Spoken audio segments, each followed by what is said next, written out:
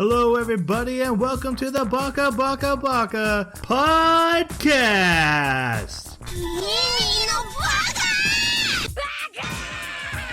Baka. It's amazing how every time you open your mouth, you prove you're an idiot. Hello, everybody, and welcome to Baka. We are an anime podcast. What do? Every 2 weeks, we watch an anime, and then we come together on this podcast and we talk about it. You listen in, and then you fill in with comments or email messages or forums, wherever you find us, and you continue that discussion, improve that discussion, tell us where we're wrong, tell us what your opinions are, because we're just three Bakas, and we don't hold ourselves in high regard. So that is the concept of this show. And to talk about the anime, which is Fena Pirate Princess today, I need the help of my co-host. And first off, we have the Tim Curry to my Long John Silver pirate crew. Jeremy, how you doing? I'm doing pretty good. Recently there was an interesting show that started airing. It's called Sweet Tooth. Have you guys heard of it or watched the trailer for it? That's the one Robert Downey Jr. produces, right? The Yes. deer kid? Yep. And I was just really curious about it. And so Tanya and I binge watched it. And I got to say, I was pleasantly surprised. Now, of course, it's a bit different from the comics. You know, obviously, we haven't read those, but as soon as we finished watching it, we went and looked them up. But it's really interesting what they decided to do. I would go as far as to say they definitely made it more of a kids show than the comics were, because the comics get dark. They are essentially like The Walking Dead. Like the hybrid children sometimes hunt each other in packs in the comics. Oof. Like, yeah, it is crazy stuff. But the show was entertaining. It was nice. It definitely had some pretty dark waters. There's like that sense of we happy few, where the people living inside of a small community, how do they handle their day-to-day lives worrying about this pandemic that they're dealing with? And it's very different from our own pandemic. And they go to extreme measures, and the extreme measures are pretty insane to watch, because all of them pretend that everything is just fine and everybody's happy and we're still getting together and we're singing and we're having parties and stuff. But, you know, if anybody winds up showing symptoms, then look out, because things kind of rapidly spiral. But it's really interesting. I recommend it. It's pretty cool. All right. We also have the Larry the Cucumber to my pirates who don't do anything. Jason, how are you doing? Larry the Pirate. I don't know. I don't know. You don't know Larry the Cucumber? No.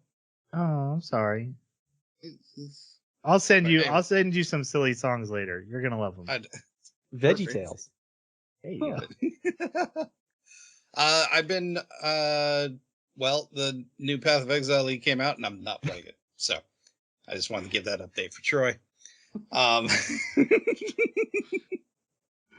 But no, I've been playing Five Nights at Freddy's Security Breach. It just got released. Been having quite a bit of fun with it. It's not as scary as I was hoping it would be. It definitely has an Alien Isolation vibe to it, because it's the first free roam game in the series. But lots of lore, so you know, snatching that up. It's got an endoskeleton part where if you look at them, they don't move, and you can kind of go around them. But the moment you look away, they start coming at you. So those are fun. But the most annoying and scary guy so far that I've run into is every time you go into a new area, it's this like security bot that grabs you, and there's like, here's a map. And so it's a new map for the area. He's like, take the map. And if you try and get away from him, he just gets in front of you and he's just like, take the map. It's just, but like, he comes out of nowhere. He just spawns behind you and grabs you. And you're just a lot of fun. Crazy. I heard a rumor that the guy making the Five Nights at Freddy's isn't going to be doing that anymore. Do you know anything about that? Is that true? Yeah, there's a big old story behind it that I'll get into later. But was this his last title, or was this somebody else Okay, No, cool. no, no. He was heavily involved in this, so this was his last title. Yeah, so I was curious, like, if there was any kind of flavor difference if somebody else stepped in or whatnot. But if it was his title, that makes sense. There's all the little trinkets here and there and flavors here and there of Scott in this game. So Cool. yeah, it's definitely influenced by him. Okay, cool.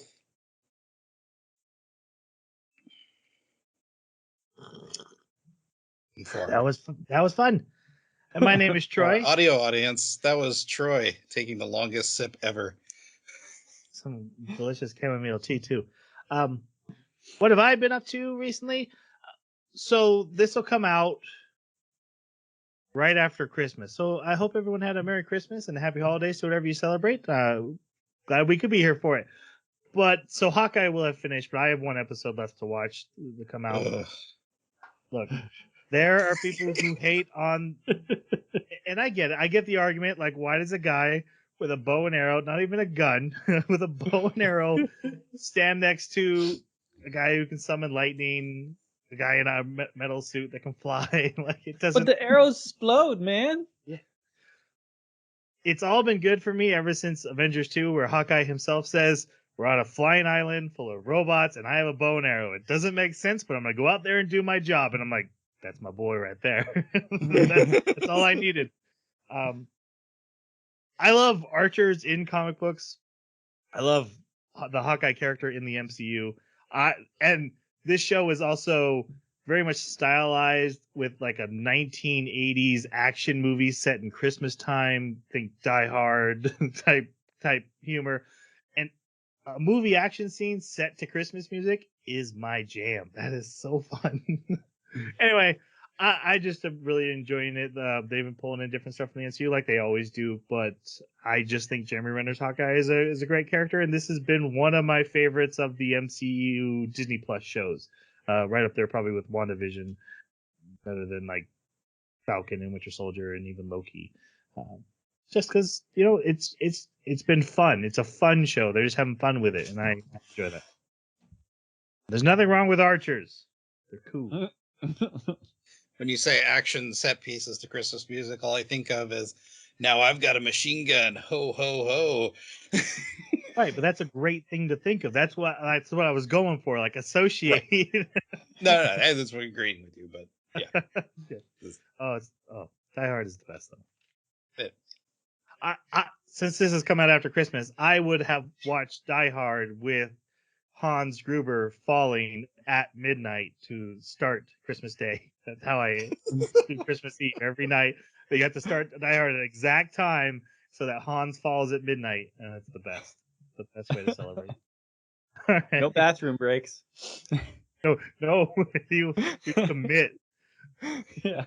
All right, let's talk about the anime that we're here to discuss, which is Fena, the Pirate Princess. Now, normally we have one of the Bakas picking it, or we have picked something that was recommended to us or suggested from the audience. With everything that's happened recently, we kind of went with a group pick, especially because what's coming up next is our year-end and New Year picks, and we just kind of wanted to start fresh. Plus, it's my next pick, and I didn't want to pick twice in a row. Because anyway, so we watched Fena the Pirate Princess. Jeremy, what did you think of it with your non-spoiler review? So non-spoiler review, this is definitely like a sprig of parsley as opposed to a meal. It's very refreshing. It's very cute. It's very sweet. But it did not leave me feeling satisfied. And I think part of that is not just what they chose to do story-wise, but also the music. The music has this very gentle sense of romantic tone to it that just the entire time the show feels like it's very subdued to me. Not to say that the action scenes aren't actiony, because they are, but there's a tone of the entire show that is just a lot more relaxed than I'm used to seeing. And I guess that's just not my jam. But I do have to say the art is beautiful. The characters were, for the most part, pretty entertaining and funny. But yeah, it sort of a take it or leave it. Definitely refreshing after our latest string of anime, though. I'm really happy right now because if I can get you and listeners just saying my jam about things, I'll feel like I have put a Oh my positive god. influence into the world. All right, My Jason, jam. what'd you think? It was definitely not as impactful as a lot of titles that we've seen. The one thing that I was astounded by is the budget for the animation must have been tremendous for this anime. It is gorgeous from episode 1 to 12. The opening, the scenes on the water, especially, even the ending, like the ED, like everything was just top notch animation. The story is, it feels like there was a lot of loose ends that they didn't really care about because it was more important about the friends we learned along and lessons we learned along the way than it was about the actual, conclusion of the story. There's and yeah, so we'll get into it deeper. I've definitely got some issues with it, but I didn't hate it. It was an okay ride. Yeah, those are really my sentiments match you guys, which is the worst. I like when we argue. Yeah, me too. It's just this just really hit the peak of the bell curve in almost every way for anime we watch. It's beautifully animated, but there's not a lot of crazy fight scenes. Even though it's pirates versus ninjas, and you're like, oh, this is gonna be intense, and it wasn't. There's some good action scenes, and then there's a lot of episodes where there aren't. And then the characters are super likable, but they're not super lovable. Like they're not super memorable. There's no characters I'm going to be thinking about, a year from now. And the plot was competent. It did what it wanted to do, but I never felt hype about it. But I was always enjoying my time with this. And we did pick this as a bit of a palate cleanser. We said, we want something PG after. Not only have we had like mature and dark stuff, but we'd also had like real head scratchers and just kind of stuff out of our wheelhouse. So it was like, let's just have something simple and nice. And this very much was that. And I very much enjoyed it for that. But it never takes any big swings, never does anything to set itself out as a raising the bar in anime or anything like that. Which is fine. That's not really a knock against it, but how I felt after coming to the end. Had some high moments, had some low moments, and we're going to discuss them. And honestly, let's talk about the OP and the ED. But I felt the exact same way about them. Like I let them play, but I can't sing them now. So what do you guys? The song for the OP I thought was really good, and it fit the visuals very well. And again, the visuals were just gorgeous. This is, God, I said I could gush about the visuals for this anime all day.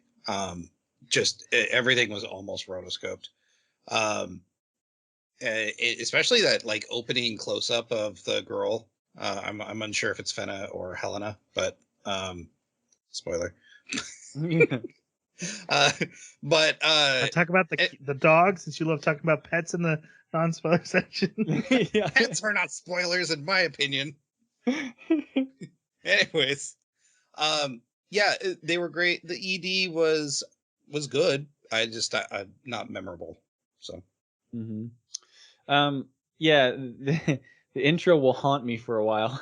So, Record of Lodoss War has a very similar sort of singing style, and I kind of liked it back in the day. But there's something about having the song start with that sort of, I don't know, I want to call it like a Celtic belting at the very beginning. Just, I don't know, that doesn't flow very good on my ears. It always kind of messed me up every time I heard it. So I kept fast forwarding. So I'm like, don't do that. Don't do that. it's okay to be wrong. That's fine.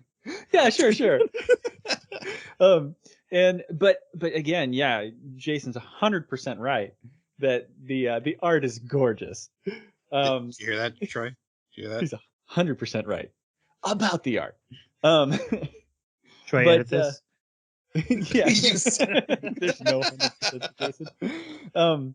But the ending, I don't know. It had a couple interesting shots that I really didn't understand until the very last episode, where it was like, oh, that's what that meant. Oh, okay. So in a way, I can appreciate that because that's what we always look for is show me something cool that'll almost be like a gotcha moment after I understand what's going on, but isn't going to be a spoiler ahead of time. But yeah, otherwise I really didn't like the outro either. But in both cases, it was like they weren't actively irritating. It was just I really don't. I guess they were then. I really don't want to listen to this. Fair enough. This is amazing. The intro, especially the way the intro would start, gave me thoughts of Vivi, and that kind of perfectly encapsulates what I'm saying about like it doesn't go for like Vivi did almost. Here's a woman singing her own intro to her own anime, but then Vivi like weaved it into the story and did something we've never seen before, and really stood out. And this just kind of did it at its OP, and I was like, okay, this isn't that special, and I'm ready to go on to the episode now. Even though, it was good, it was competent, it was doing something very similar to one of the peaks, but the bar has been raised, and you're not hitting it. So, before we go on to our spoiler section, just to make an announcement of our next episode, in case you are not wanting to continue on past the spoiler section, it is the end of the year, and so for the holidays, while we take a break give ourselves a little bit of a break, we watch a movie instead. We were going to watch Japan Sinks 2020, or Tokyo Sinks 2020, because I thought it was a movie, and we had a request for it. It is not a movie, and I'm so sorry. I told them we were going to watch it, and I don't know if we will be now. So we're going to watch Star Wars Visions, because I've been really wanting to get that on the show for a while. It's not really a movie, but it is an anthology in the time length of a movie. Star Wars is my one true love, even before anime. So getting to have an anime version of Star Wars that I get to talk on the podcast that we do together is very exciting for me. So this has always been a plan B I had, and now I get to do it. So we're gonna do our first anthology on the show, and I'm excited for that too. And if you guys think our anime arguments are crazy, wait till you see Star Wars. Oh, it's gonna be fun. I think we need to put a no talking about the Last Jedi rule in place. But we'll figure that out later. Yeah. So that's what we'll be watching for our next episode. And so, now, the only one of us that hasn't seen a bunch of episodes is me, right? Because I haven't watched any of it. Yeah, I've watched half of them. Yeah, but I'm gonna watch them again. Well, no, I'm not saying you're. Fifth time. I'm just saying it for context at this moment. I'm the only one that's going into this fresh. So yeah. Well, I'll be fresh for half of it, but yeah. Okay. Let's go back to Fena Pirate Princess. So now we are going to our spoiler section. So spoiler warning is being dropped. If you do not want to have it ruined for you, if you decide you want to check this Crunchyroll Adult Swim combo done by IG Productions, if you want to check it out, then now is the time to turn off the podcast. Otherwise, we're going to go ahead and ruin everything. And we'll start. We'll start with episode 1, which starts in the past. So we're in pirate times. I don't know what year pirate times are. I think it's 17 or 1800s or something. Yeah. The French Navy is really powerful right now. And we see a ship being attacked by what we assume are pirates, and a young girl is saved by a young boy and her father, who put her in a rowboat and send her away and tell her the father says, you need to find Eden. And then we catch up with this girl when she's an adult woman later in life, and she has been captured by a brothel, and they are getting ready to sell her innocence away, and as she goes into planning her escape. This is our main character, Fena. There was a weird thing here that just it kind of blindsided me a little bit, because I didn't expect them to choose this story beat, but they actually explicitly state that she is choosing to sell herself this way. She wasn't even caught and sold. She decided to put herself up for sale in the brothel. And I just thought that was kind of weird. I expected her to be more from the slave market or something. Oh, I thought she was in prison. No, because when she's talking to the redhead and she's formulating her escape, the redhead says it, and then I believe the redhead says it. And then later, when the guy's bringing her up there, he said, you made the decision to sell yourself. So I thought the auction was her idea, but I don't think she's free to leave the brothel whenever she wants, though. You could be right. I guess the thing that really made me think that is that she's still a virgin, so she hasn't been at the brothel for very long either. I guess my assumption was that she ended up at the brothel, was raised by the brothel with the intent of, hey, someday you'll work here.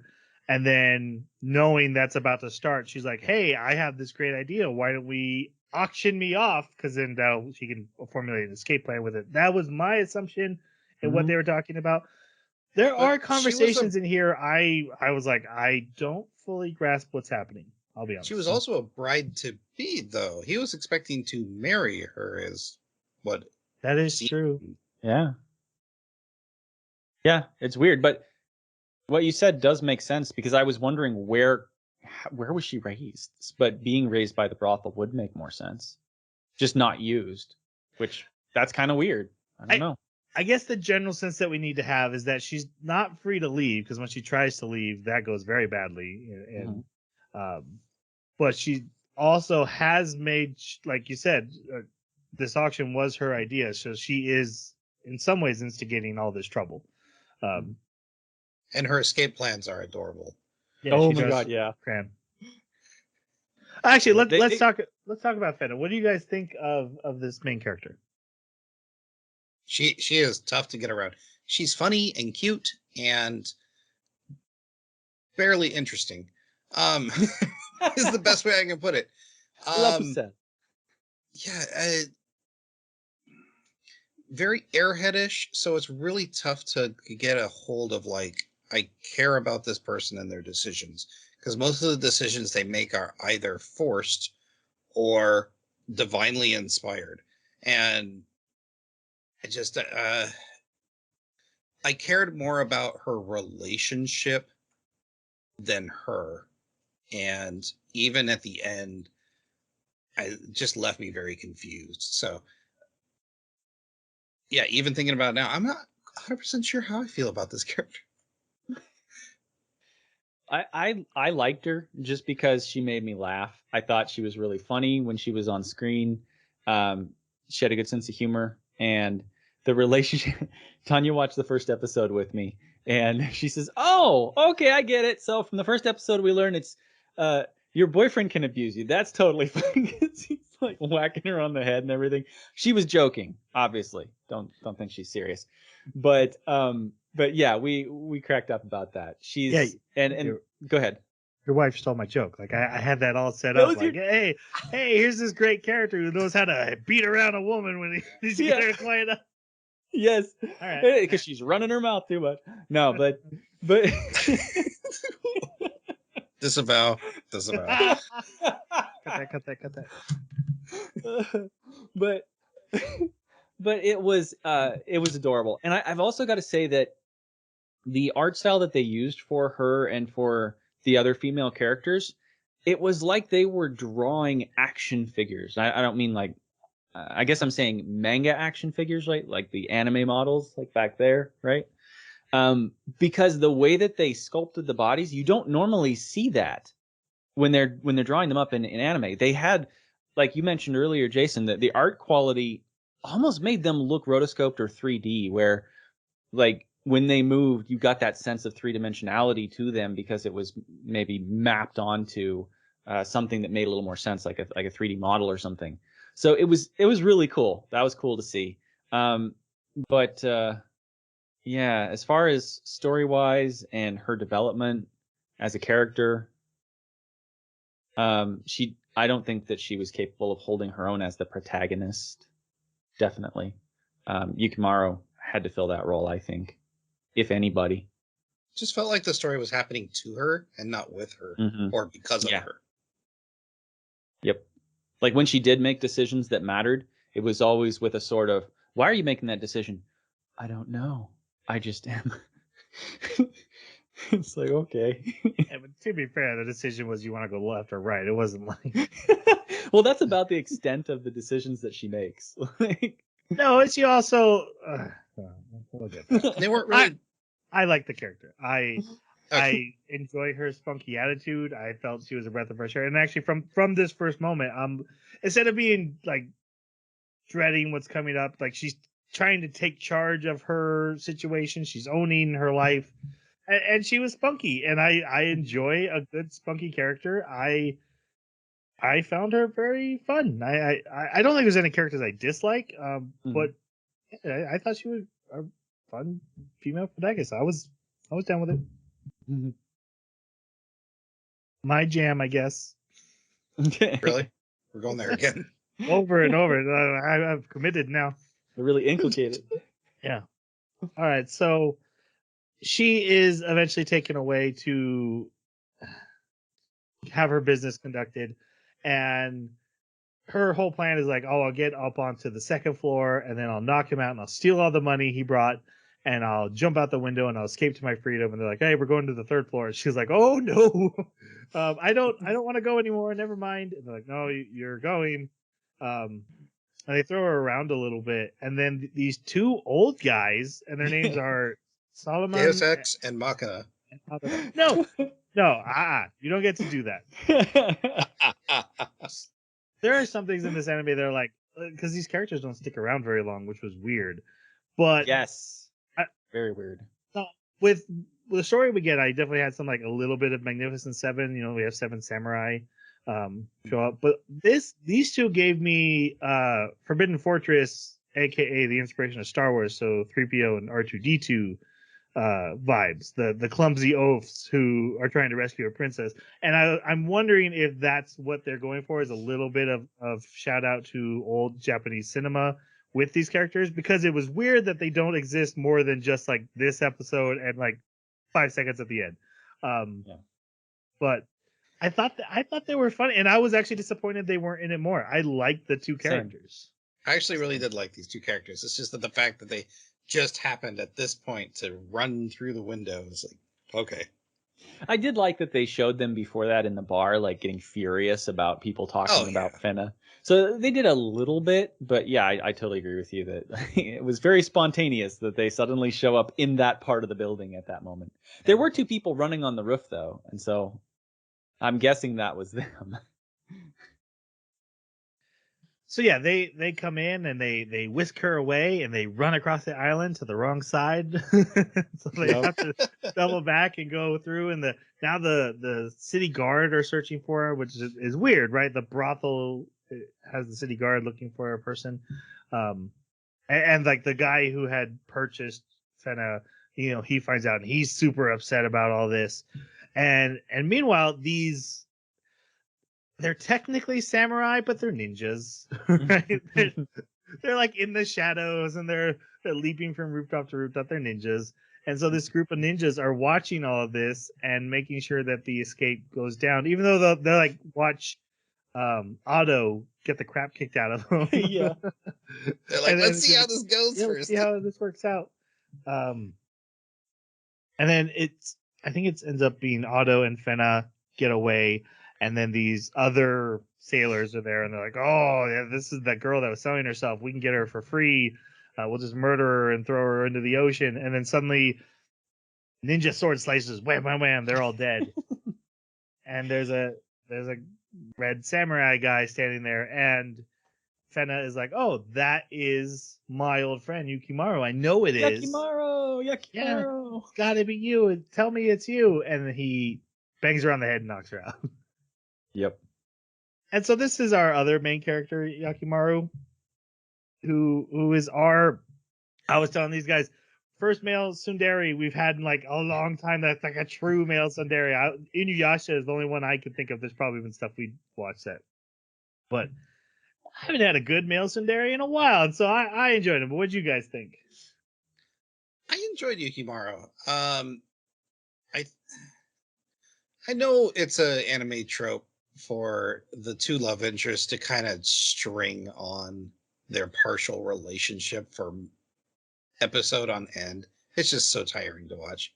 That's the only thing I found frustrating about this was their back and forth tit for tat. I kind of like you, even though we've been childhood friends. Or we were childhood friends for a really long time, and we're both infatuated with each other. But anyways, the character himself. Do you think it was justified because of the gap? Do you think that justified it at all? At first, sure, but then they were on a boat with each other for literally a year. Was it a Anyways. year? Oh man, Come on, they were sailing between continents. Yeah, I guess. I mean, I thought it was more like a month or two, but no, maybe. multiple continents. They were sailing through and down rivers. Like this was not like a short jaunt between a couple weeks. Anyways, But they had a steamboat, so they had a steam submarine. Yeah, Anyways, so that'd be pretty quick. It's Your point, though. anime. You cannot roll your eyes at they had a steam submarine. Yeah, it's an anime, man. That's like, and he had like a mecha he climbed in. Mecha, right? I thought this was historical. it wasn't me who set the time period in real Earth, okay? This is clearly not real Earth. Of course it is. What are you talking about? No, the arc places are real places. The treasures that they're talking about are from around real places. But like, the arc and they isn't mention square. real mythology. It's cylindric. It's a tube. It's not square, so it can't be our world.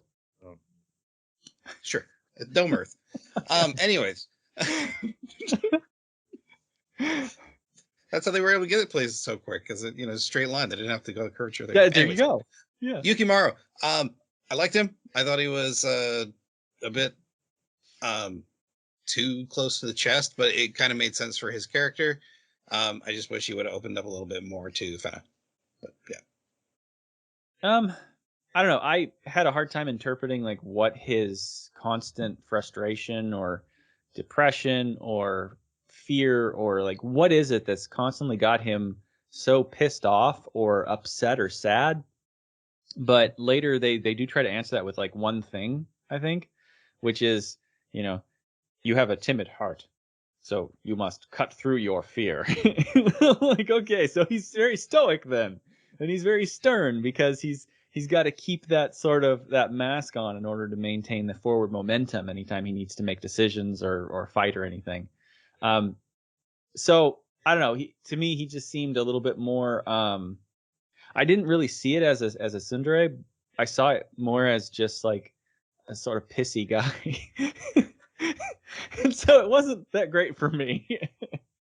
I mean, he couldn't have been more tsundere unless he said like, it's not like I like you in or anything. I guess. What's funny, usually tsunderes are females and they get to like just wail on the male character, Yeah. right? Like I don't like you, bam, and like kicking him and punching him. And so for the male, they just have him do that quick chop to her head. And yes, I had a joke that's gone now, but I love them. I especially love the detail that his ears blush whenever he thinks about Fena, and I thought that was a great touch. That we have this stoic character who is clearly dealing with a lot more emotion inside, but he does not like to talk about it. He does not want to open up, and then as soon as Fena, who wants to talk about every thought that pops in her head, starts going off, he's like, I need you to shut up. I like you, but please just stop talking. I can't handle this. One quick question about him is, in the beginning, his samurai like level of combat is near superhero level, and then near the end it was laughably not. I was wondering, is that because he got shot, or is that just for story reasons? That's my justification. Yeah. Also, we have a competent villain. It's always like, hey, I am superhero versus random okay. He's possessed. He's not by possessed. A master swordsman. I mean, come on. I mean, if the devil's great at fiddling, he's probably good with swords too. He's not possessed. It's still him. His eyes glow red. Something happened. Oh, that's because he's halfway to Eden, and he's a bad guy. Oh, there you go. Spoiler. I thought he was... It comes quick. I think they yell it in the first episode, right? Go to Eden. That is how this all started. All right, in the next episode, Fena wakes up and she is on a little dinghy with Otto and Solomon, and they come to a storm, and then there's an island behind the storm, and the ninjas are there and they're waiting for them. Ninja Island. Ninja Island. And so she meets the leader of this island, whose name is Yuki Yugihisa? I think it's Yugihisa. I think so. You're gonna have to help me with this backstory. I wrote it down. I tried to pay attention. I'm still not sure I got it. So we find out his ancestors were sailing looking for this treasure, got caught in a storm, landed on this island, and Fena's father was like, "Hey, I'll help you take care of you," and rescued them and let them live on the island. And so they have been serving him or trying to do what he wanted, which is find Eden. But then we find out that's not actually their mission. They're still worrying about their original mission. But that is the story they give to Fena, right? Like, your father saved our ancestors, so our entire clan has since then has served your father's will. Mm-hmm. By training samurai on this island and just like making submarines and bows. And stuff. Yes. Which is really interesting because I looked up some info on, like, is there any real life correspondence? Like, are there any characters in history like this? And there are some possibilities. There's actually the term Goblin Knight, which is what these guys wind up being referred to as. Some people believe that that is an interpretation of how the Chinese called Japanese pirates. They used a term that meant midget, very tiny, and so yeah, people think that maybe that's what the goblin is like a reference to those Japanese pirates of that day. And there actually was an instance where there was, I think it was Dutch, so just like the anime. Where there was Japanese pirates that wound up on an island, or maybe they weren't pirates. I think they were mercenaries, and they wound up on an island and or serving someone. I can't remember the exact details, but it was very close. But they never got called Goblin Knights in real life. Okay. Well, we are going to call these guys Goblin Knights just as to reference them. That is what the outside world calls them. Anyway, she talks with this guy, and he's like, "Hey, yeah, your father, he had this." It's clear they're going to be an iPhone someday. No, it's like this rectangle clear stone. And he's like, and he gave this to us, and he said this is to help find Eden, and we don't know what to do with it. Do you know anything about it? And she's like, I don't. He's like, well, I'm going to need you to try to figure that out. So then she goes around, and she gets to meet the Goblin Knights. So we already know Yakimaru, who she meets last. But she first meets Karen, who is their inventor and shooter. And we meet Makaba, who is their strongman and the only guy who he builds bows. And then we meet Shaitan, who is the guy only one who can fire those bows because they're made so bad. And he's the son of the leader, right? Yes, Shaitan is the son, younger son, because his brother That's doesn't right. matter later. And then there's the twins, Enju and Kaede, who are just the twins. They do twin stuff. And then there's Tsubaki, who's considered like the least skilled of them, but he cooks the food and keeps them organized.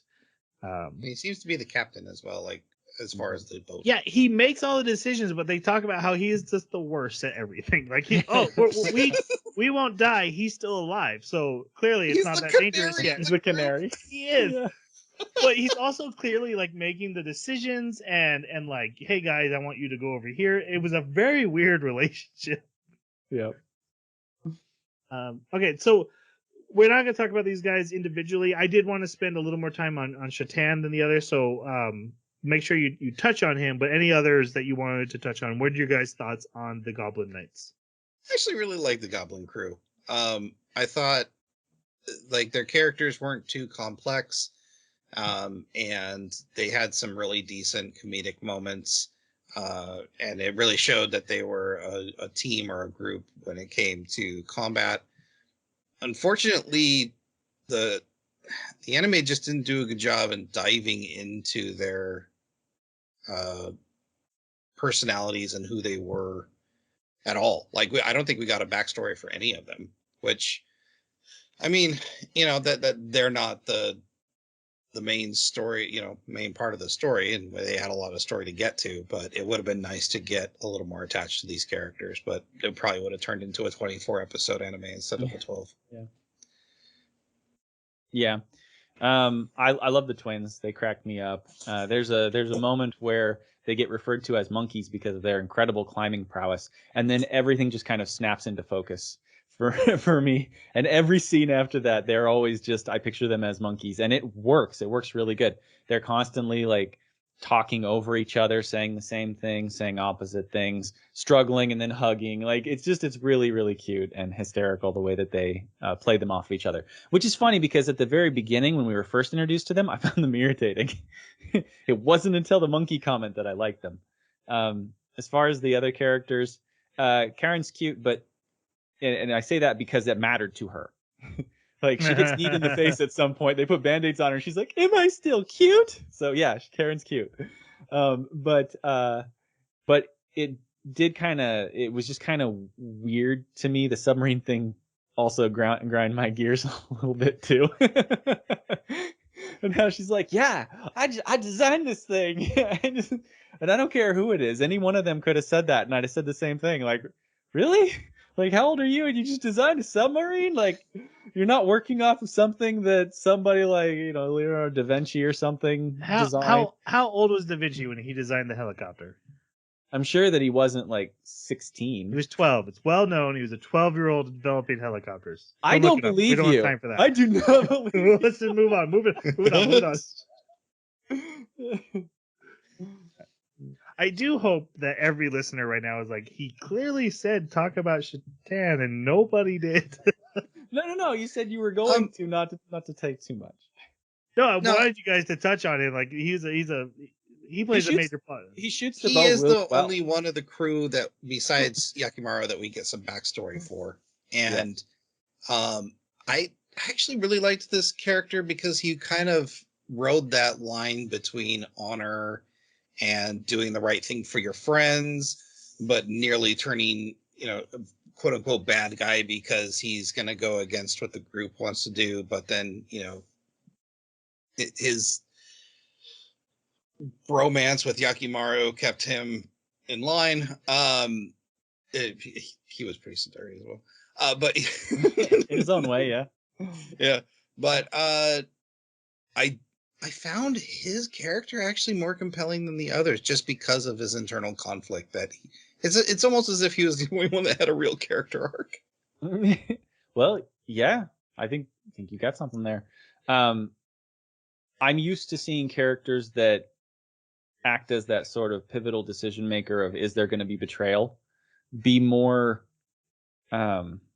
quiet and reserved, or even perhaps more aggressive. And he was none of that. He was playful and he was silly. And so to me, it was a strange juxtaposition of something that I don't normally see, this sort of friendliness that you don't normally see associated to a character who may well backstab you. And I don't mean it in a manipulative way either. Like, he was sincerely playful and silly. He wasn't trying to reach some goal or objective there. And it's interesting that you... Oh, go ahead. No, you go ahead, Jason. Okay, it's interesting you say backstab because it almost could be construed as that. Mm-hmm. But what I found is I had multiple characters standing on very similar principles that happened to be diametrically opposed in their end goals or what those principles would lead them to, even though their principles were very similar. I found that much more engaging than I do other anime where it's just like, I'm bad because I love greed or, something like that. It did feel like, quote unquote, a backstab, but not really, because they were just in different ideals and Shaitan didn't want to be a criminal in his own. Yeah, it wasn't for personal gain that he would betray them. It would only be because of his morals, his right, and he was very much a safety for his friends, right? Especially Yakimaru. Yeah, I think the only disappointment I had with Sean is that he made the very predictable choice. It was very predictable what was going to happen, right? He's like, "Oh, I'm very conflicted. We shouldn't trust her. Our boss told her not to trust her, and I don't think we should trust her." Okay, I trust her. I like her. Yeah.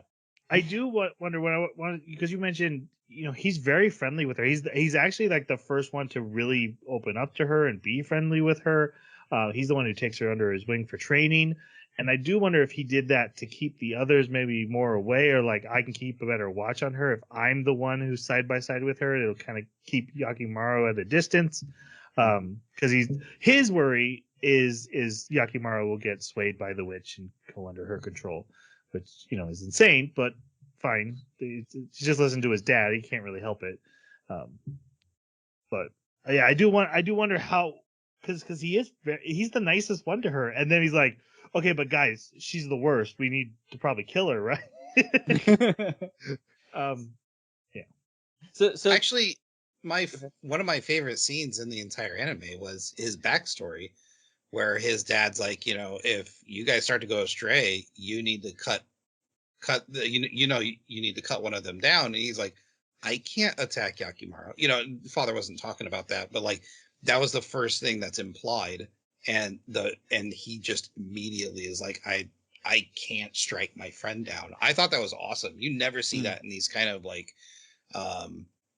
feudalistic style ninja anime type things. It's like, oh, my teacher or my dad or my authority told me I need to do this for my honor. I should do it. He's like, no, I'm not going to go against my friend, and he'd probably kill me. yeah. I did think that the situation was kind of odd. To me, it came across as a bit contrived because you have this group of mercenaries who have sworn themselves to the Franz family, right? And I'm just saying that because I can't remember their last name. So sworn themselves to protect Franz and his offspring, which is her, Fena.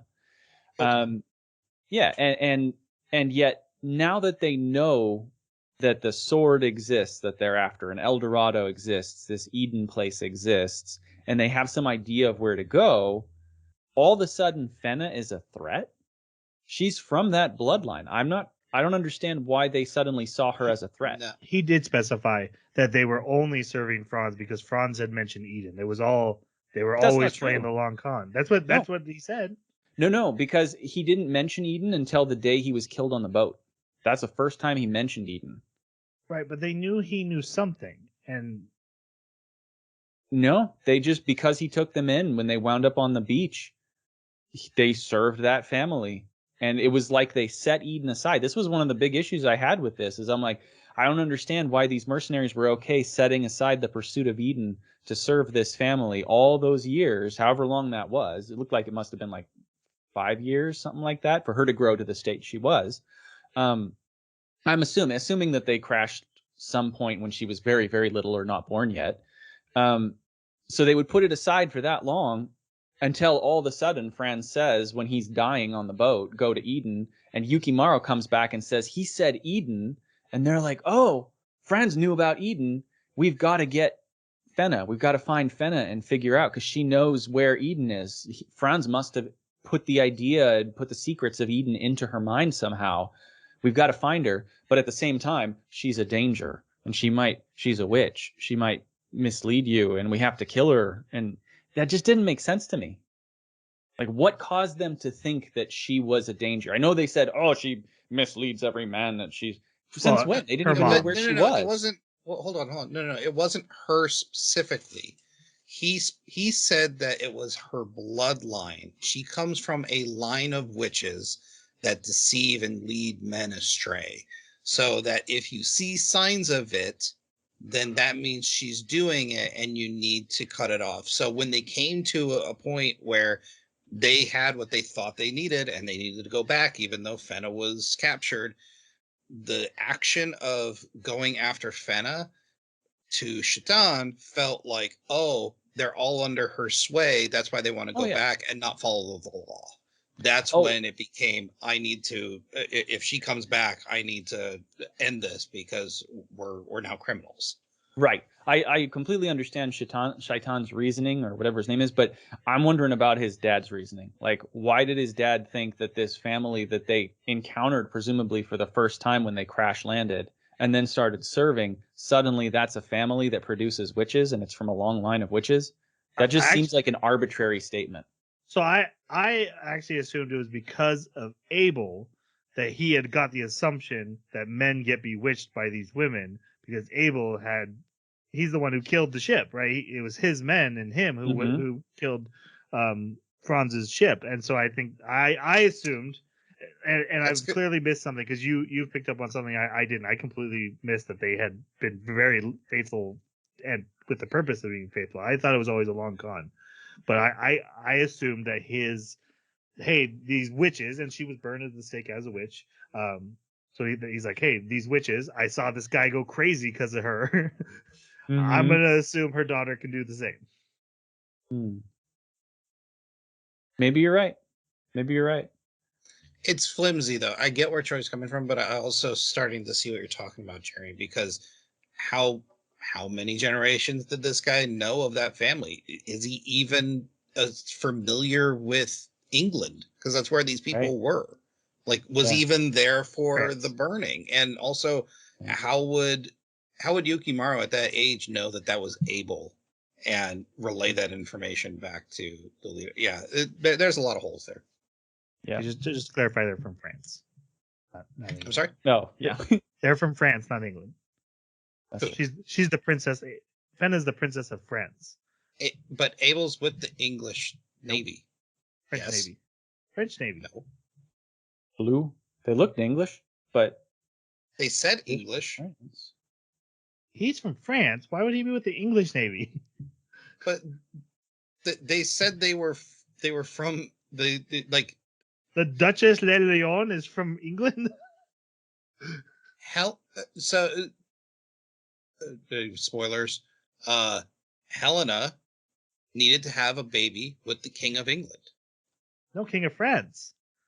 he's from England. He's a British officer. Boom. I just looked it up. All right, I watched the English dub. Everyone was French. It was French accents everywhere. And Joan of Arc is from France, Right. but Yeah. no, it was specifically the prophecy or this maiden had to have a child with royal blood from the English family line. Well, here's another thing that's interesting. I don't know if you guys recognized it, but the last name, Armoises,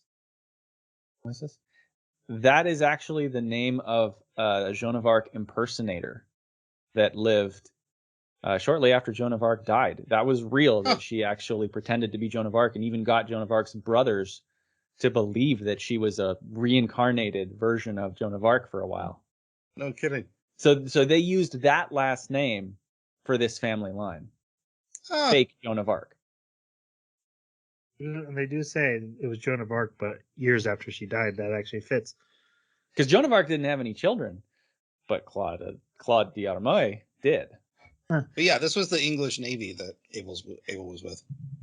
Okay. One thing I want to add is about the Goblin Knights, about Karin. It was really important. And then we talked forever about Shatan and his plot line that never gets resolved in this anime ever. Like they never even the dad never like gives the blessing, like, oh, I guess Fena wasn't a witch. There's like a tiny little one scene of like, Shatan, maybe you're not so bad. I also want to mention Shatan's backstory with Yakimaru of like training and him getting his butt kicked, but then Yakimaru treats him as an equal, so he sees him as a brother and not as like an enemy to beat. I love that. And then Karin, her ranting. The way when she wants to explain her technology, she just goes on a rant, and then Fena just walks away every time. I love it. I relate to both of those because I can write these guys can attest. I would write 3 pages about explaining the Matrix, and then as soon as they write 3 pages back, I'm like, you guys hear about new Spider-Man or something? Yeah. I'm done with that. So yeah, I relate to both those characters in that moment, and it was very much felt being seen. All right, that's all. I wanted to come back to that. Let's move on with the plot. Meets the characters, meets up with Yakimaru. They have a bit of a fight, hits her on her head, tells her to grow up. She cuts her hair, which is, the symbol of growing up for a woman. And then she says, I do remember some stuff, and I want to continue my father's work. So the Yakihasa is like, okay, take all the Goblin Knights, take our steam-powered submarine, which is totally realistic for this time period, and go on an adventure of epic proportions and continue your father's work. So, quick stupid question: if it's a steam submarine, wouldn't there be bubbles coming up at all times? Yeah, you'd think so. Yeah, but who has the? It doesn't matter if you know where the submarine is if you don't have the technology to attack it. It's probably fusion. Nucleus. All right. Probably nuclear cell. fission. Yeah. I missed him a little bit in my notes, and so he's not on the show notes. But we do need to talk about the French prince or British prince. Yeah, because of his big father. So anyway, his name is Abel, and he's investigating the missing brothel girl. He's doing it. I actually love the scene where he's interrogating the guy, and the guy hits the brothel girl that knew Fena, and he's like, "You don't do that again." Anyway, Remember Abel, your station. he is our antagonist. Your guys' thoughts on him? I kind of liked him as an antagonist because he wasn't. He was definitely bad dude, right? He does bad things. He even mentions at the end, "I've got a lot of blood on my hands," but his reasons are definitely insane. He's like super gentleman. Like when it's quiet moments and he's not looking to murder somebody, he's a gentleman. He protects women. He makes sure people have proper manners. He's well spoken. He's a great shot with a pistol, a 3-barreled pistol, by the way, which I thought was pretty rad. He kind of reminds me. I don't remember which scene that was, but like the dude that's walking in slow motion down the ship as the ship's just kind of exploding with splinters of wood everywhere. He kind of reminds me of that. There's only one thing that I have an issue with this guy, and that is I don't understand how he wound up having a calling to go to Eden in the end. It just doesn't make sense. Like, I get it that the maidens have a calling, but he's just a guy that liked a maiden, so I don't understand why he has a calling. But other than that, I thought he was a great character. They do say there is a chosen man for every woman. Not just that. I think his only role was to not only get introduced to Cody, but also to give her context and background about who her mother was. There wasn't really anyone else who had in-depth, intimate knowledge of her mom. Did she really need to know who her mom was? Well, according to, I'll just say Cody for now, as they were weaving events, they must have found it necessary that in order to plant more breadcrumbs that they come across Abel and get that information. I thought they were doing it because they wanted to make sure that she would have enough challenges to be able to make a vital decision, like to cultivate a deeper, more filled with character personality. They did mention something along those lines during that last scene, but yeah. I'm going to go out on a limb here and say that we've been getting into the weeds a bit on this pretty generic anime. We're getting into the weeds because that's where I think Jeremy and I really get irritated with this anime. That there's too many loose ends, there's not enough clean explanations, and there's too much theorizing that has to go on in order to justify these really terrible plot points. I mean, okay, they're not that bad, but like to make them make sense in my mind, I have to go on these tangents because it's like, well, how does this fit? You don't have to apologize to me, man. It's Baka Baka Baka. This is what we do. This is what they press play for. They just want to hear us. Let's talk 30 minutes about this side character who doesn't end up being relevant to the plot and figure out his entire backstory. People need to know. What do you think, Abel? We always talk about how like we love antagonists that like have a good cause, that are actually like right in their justification, but then do it through evil ways. Abel's not that, because he's purely self-serving. He's an entirely selfish character. And there's a scene where the woman he loves has been returned, but she's in prison and she's going to be executed. And he's like, "Don't leave me." And I'm like, "She's about to be executed. Your problems seem a little less compared to hers. What's about to happen?"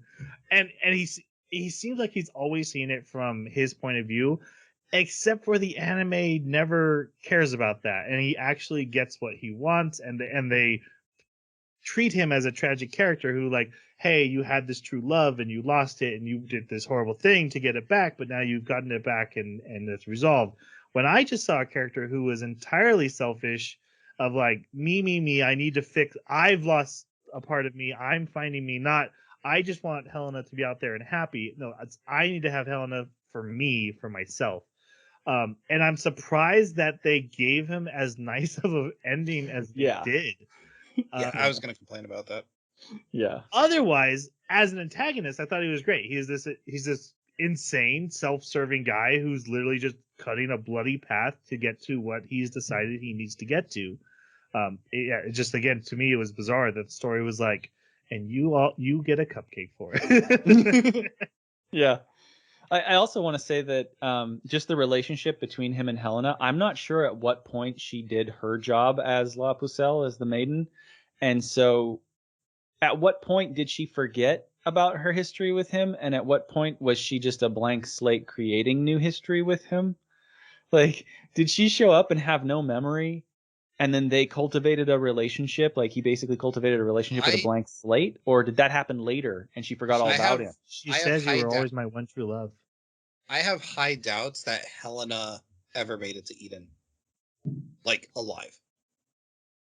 But she was there, though, at the very end, like her spirit was there. Her spirit was there. I don't think she ever physically went there like Fena does. I got the impression, based on the conversation that Fena had with the people there, that it was something every maiden has to do, and like situations are contrived to force them to go there. You have to pass the test to do it. Because that's the whole thing. Like, Fena got to that point because literally getting there is a test to make sure you're worthy to make the choice when you get there. She could have failed to get there, and because she was burned at the stake. Yeah, gotten close and then just gotten captured, and it was like, hey, I'm still going to Eden. Very interesting. Very interesting. I just assumed she had gone there. I thought they said something about it, but you guys might be right. Maybe she never did. I had actually been assuming she did too, until you pointed out her memory is fine. And then I'm like, wait. Her memory's fine. Her hair is blonde when she's burned at the stake. Oh, the blonde hair is a really good point.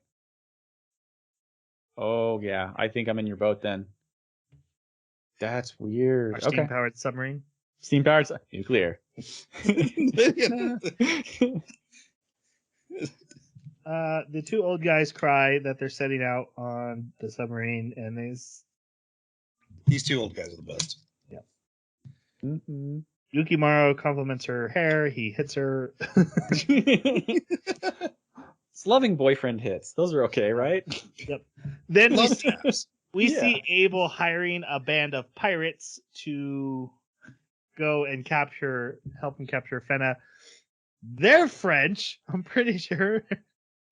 Some of them, in the English dub, some of them had French accents. What does a French accent sound like in Japanese? Do they do accents? Question. I didn't notice. I didn't notice one either. Okay. Yeah, they had French accents in the English dub. A lot of these crew. This is the O'Malley Red something. Anyway, O'Malley's crew. Rumble Rose. Rumble Rose. An all female, except for the one old guy who's driving. There are two dudes I counted on the boat, but that's about it. I only saw the one guy driving. But all right. So this is what did you guys think of their crew? And I don't know any individual names except for O'Malley herself, the captain. Yeah, the captain could be replaced with Misfortune. No, that's all I could think of the whole time. They were. I think my favorite was the rifle-toting one. She seemed to be nearly the only competent one there. But I don't know. They felt very. How do we push the plot forward? More pirates, and then like use them as a lever.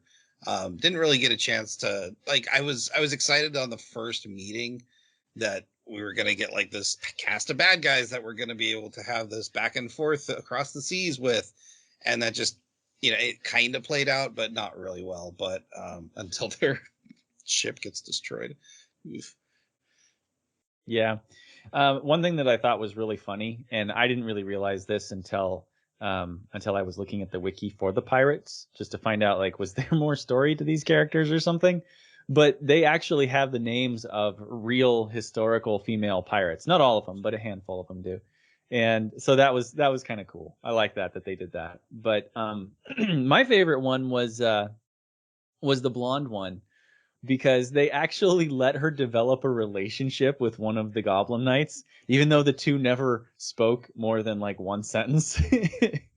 It's great because during the combat, he defeats her basically, and then he should kill her because they're killing the guys on their crew left and right, like 8 men in 8 seconds. They killed without a thought, but he doesn't kill her. And speaks of how she's got a great shape and that's God's gift. So he can't possibly take her life.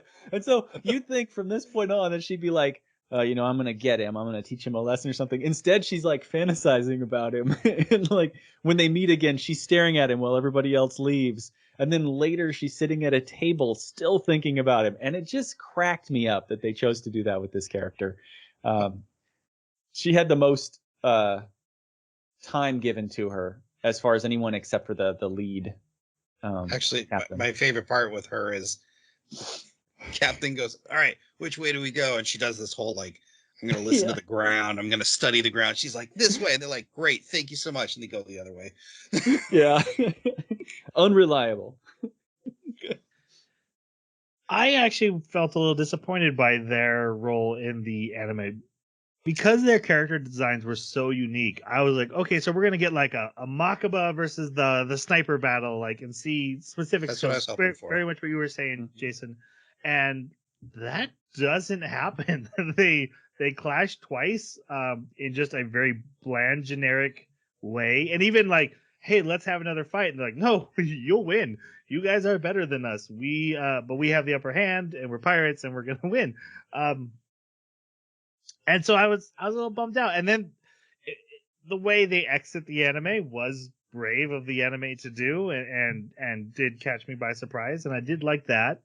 But yeah, they spent so much time. Why not just make these generic pirates then? Why not just have rando pirates do the same thing? You didn't need all these great character designs to make me care.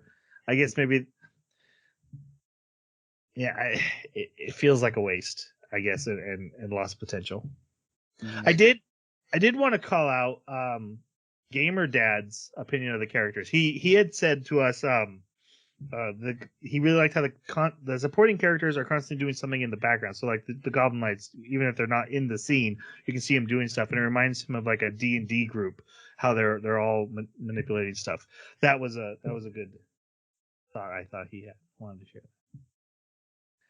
All right, so we go to a trading town for their first stop to get supplies. The twins and Fena break away from everyone else. Also love that Yakimaru gets stuck behind because he sucks at strategy games. They have a paper game that they all play, and he always loses, so he has to stay behind and clean the ship. But they all go to town to get supplies, and the twins and Fena go off and go shopping for clothes and have a giant meal. But they find a shop that sells rare stones, and they find one that looks very similar to the clear one that they have, but it's slightly huge and cracked a little bit, much more worn. And they ask the shopkeep about it. He gets a little creepy, but they do eventually get the information that, hey, this came from a town in Germany makes these. And so Finn is like, hey, that's our first clue. Let's go investigate. And they're like, that's kind of a random, unlikely thing. And she's like, nope, let's definitely go investigate. And this is what I wanted to call out. She does make more decisions than left and right. This is actually a good call by her of leading the investigation, taking charge of the investigation, and making the crew go somewhere. Well, and then she goes, and you guys are the best. And they're like, Yeah. You know what? We are the best. Easily manipulated. Go for the egos. Always works on me. So, and then when they're leaving, O'Malley's crew attacks them. Yukimaru ends up showing up. He gets Fena out of there. They jump. There's really cool jump off of like a cliff into the lower section of the town.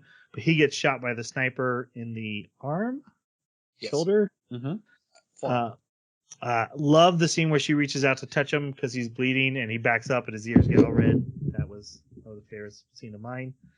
And What? Didn't need to reenact it. Jeez. Yeah. very. There's not a lot of room here with this microphone setup. You know, when this scene happened, I actually thought his ear was red because of carrying her on that side of his body, and I was like, man, the attention to detail is insane. You got cauliflower ear from that I jump. kept wondering, why did they keep focusing in on the ears? I don't get it until Yeah. you called it out tonight. I had Yeah. no Wow. idea. Guys, it's basic human emotions. You should be able to pick that up. I'm Come on. learning about him. Yeah, I was about to say, it's Jeremy and I. What do you mean? Like, Yeah. how would we know about emotions? It's why we watch anime, to try and understand them. O'Malley kills the guy who had bought Fena. Doesn't need him anymore. Has him thrown overboard. In chains? You'll be Yeah. sleeping with the fishes. He's dead. And then he goes and does things with O'Malley Mm-hmm. while painting. They have a We- close relation.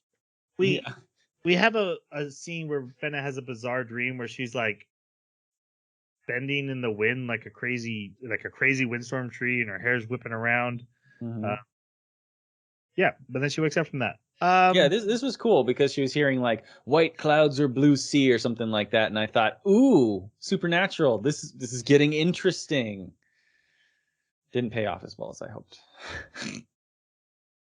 She changes Yakumaro's bandage. They have a fight about it. Gets whacked in the head.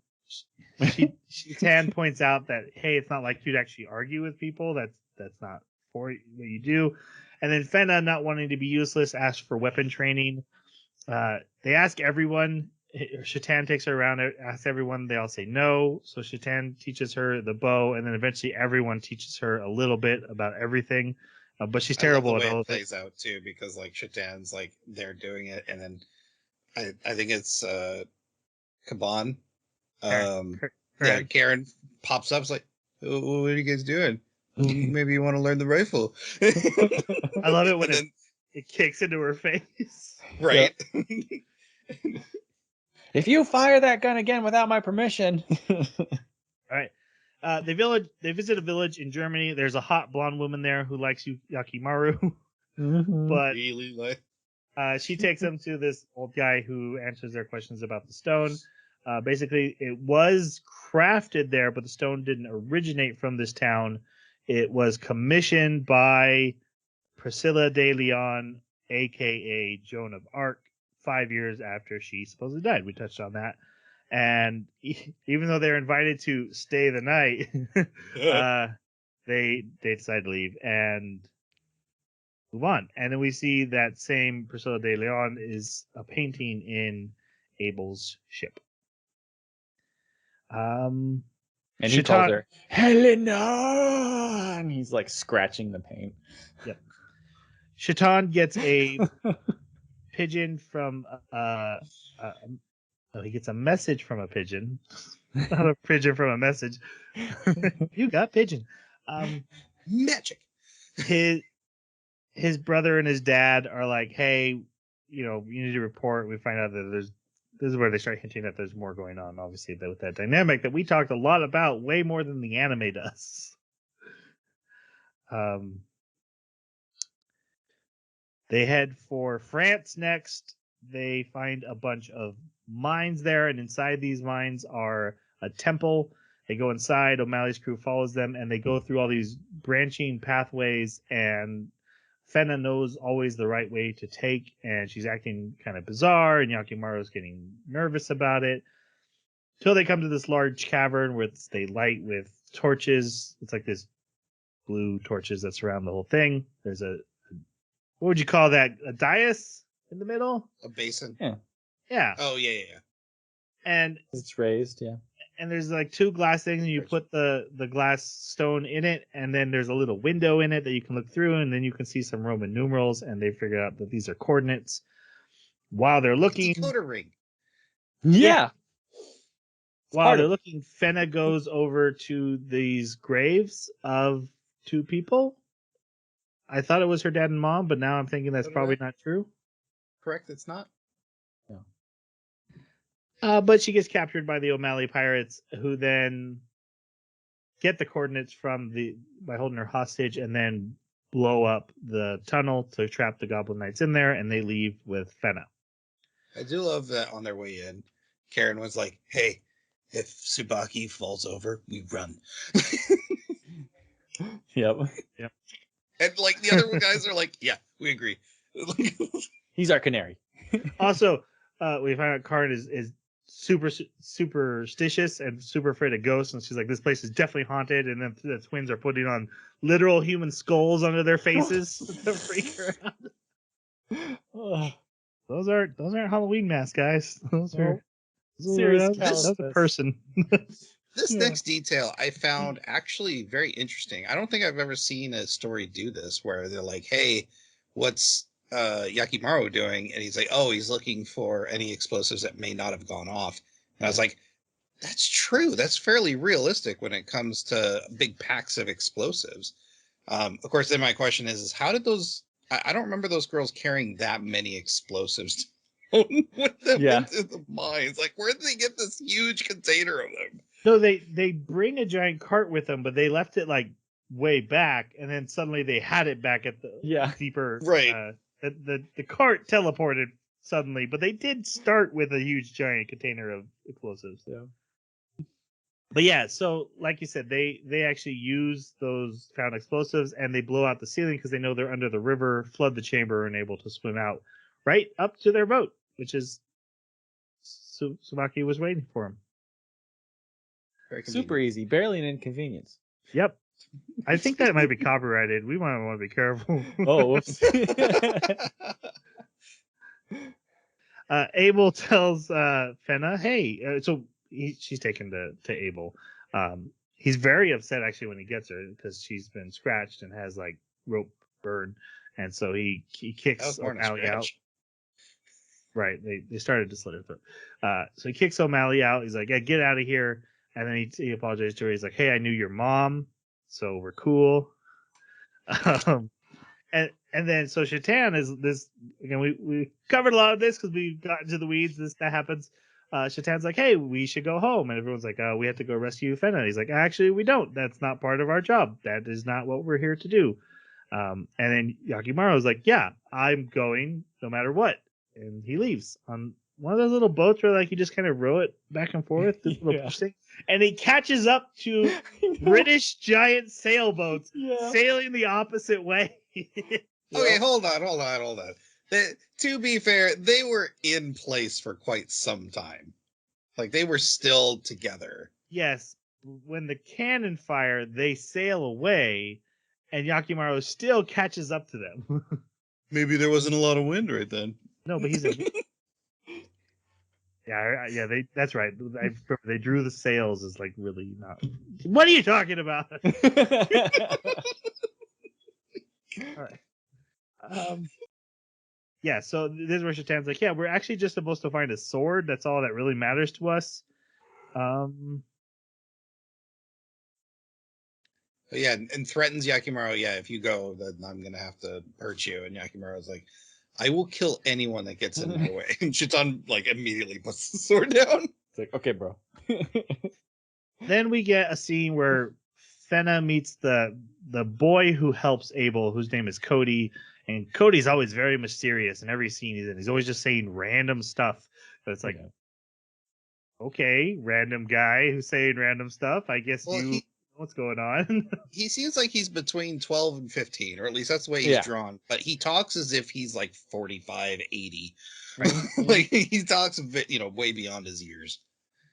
O'Malley gets upset because of a whole necklace debacle thing. And so she attacks Fena, drags her out. She thinks that like Abel's sleeping with her because of the necklace matched or something. It was weird. But he shoots at her. Abel shoots at her and he's like, I'll kill you if you touch her. So she lets him go. Blow apart her earring that she had? I know it hit her hair, but I didn't see the earring. Might have been. And she's like, "Well, at least tell me the coordinates to the place." And he's like, "Nope, get off the boat. You're done." Nope. So she goes back to her boat and she's like, "Get the cannons ready. I'm sick of this guy, or we're breaking up." And then Fena sees the painting of her mom.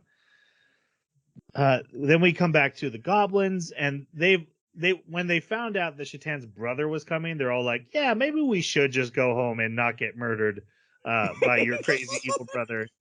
But then the next morning, they're all like, "Oh, I think we chose wrong," and they're all, we see it from Makaba's point of view. So like he goes out to get to the rowboat to go after Yakimaru, but everyone else is already there and like or popping up behind him. And then they're like, maybe since it's all of us, we should take the big boat. Except for Shatan, who shows up and he catches them, and they're like, yeah, but it's Yakimaru and your job is to protect him. Are you really gonna not go protect him? And they said, okay, we'll go protect him. So they sail off to go help. Steam submarine off to go.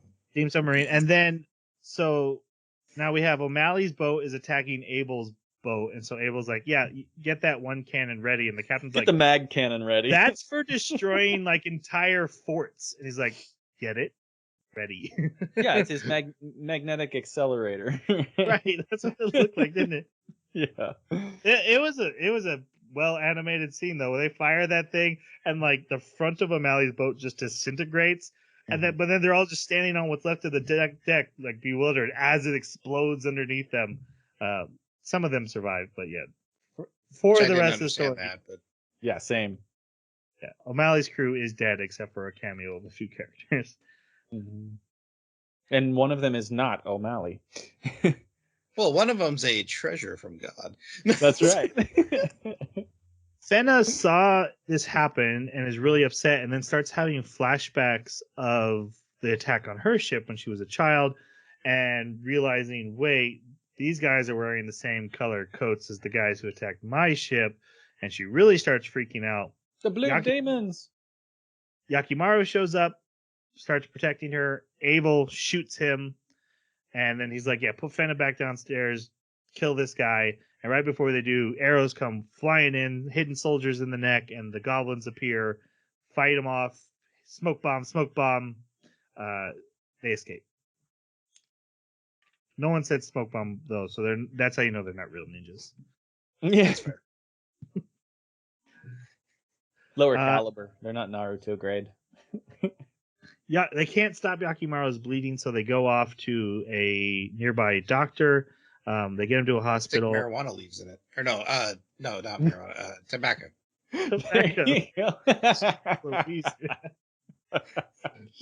Someone lives in Washington State. The word. Right. Because of what they did, they were able to do it in time. He'll make a full recovery. And they have this conversation. The goblins are like, "Oh, then thanks to Fena that we were able to save him." And Shatan's like, "No, it's thanks to Fena. He got shot, guys. She's a witch." And she actually hears this, and they're like, "Oh yeah, you better explain that now." And it's like, yeah, every time Yakimaru gets hurt, it's because of you. And we were told you're a witch who can bewitch us, and I have to kill you if that ever happens.